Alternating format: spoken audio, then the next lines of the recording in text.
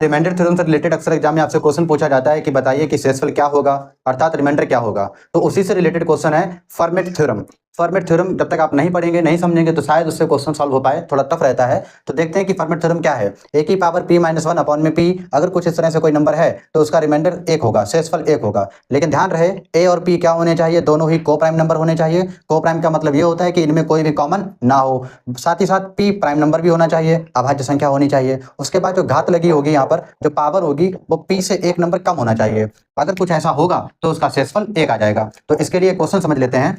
5 की power 72 upon में 73, कुछ इस तरह से। हमने क्या कहा था, यहाँ और ये वाले ये दोनों ही नंबर कैसे होने चाहिए, को प्राइम नंबर होने चाहिए। 73 जो नीचे नंबर लिखा होगा वो प्राइम नंबर होना चाहिए, जो पावर है वो इससे एक कम होनी चाहिए। अगर कुछ ऐसा है तो इसका शेषफल क्या होगा, 1 होगा, शेषफल 1 होगा। ऐसे क्वेश्चन है 5 की पावर 90 अपॉन में 17। अब बताइए 5 और 17 दोनों ही कैसे नंबर होने चाहिए, को प्राइम होने चाहिए। साथ ही साथ 17 जो भी नंबर नीचे लिखा होगा वो प्राइम होना चाहिए, ठीक है। पावर में इससे एक कम होना चाहिए, ऐसा नहीं है। अब आपको ऐसा कन्वर्ट करना पड़ेगा, किस टाइप से, 5 यहाँ पर आप अगर 16 लिखें, भाई 16 ही लिखना पड़ेगा क्योंकि 17 से एक कम है 16, 16 लिख लिया।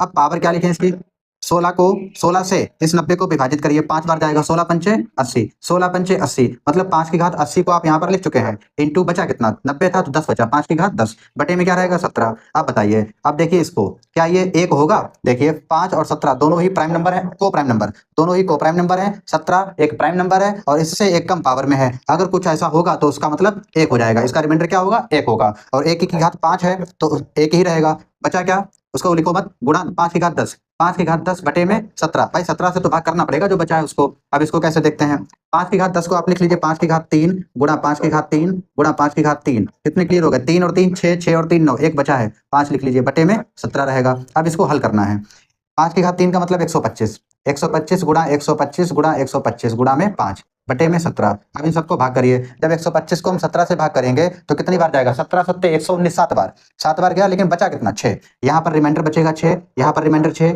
रिमाइंडर 6, और यहाँ पर तो डिवाइड होगा ही नहीं। अभी क्या बचने वाला है आपका, 6 6 6 और 5, 6 पंचे 30, 30 की 6 से गुणा करेंगे, 3 6 18, 180, 180 की 6 से गुणा कर लीजिए, 180 की 6 से गुणा करेंगे, 18 छंगा 108, 18 छंगा 108, 108 और एक जीरो था, मतलब 6 6 6 और 5 की गुणा 1080 बटे में 17, 17 से तो भाग करना ही पड़ेगा।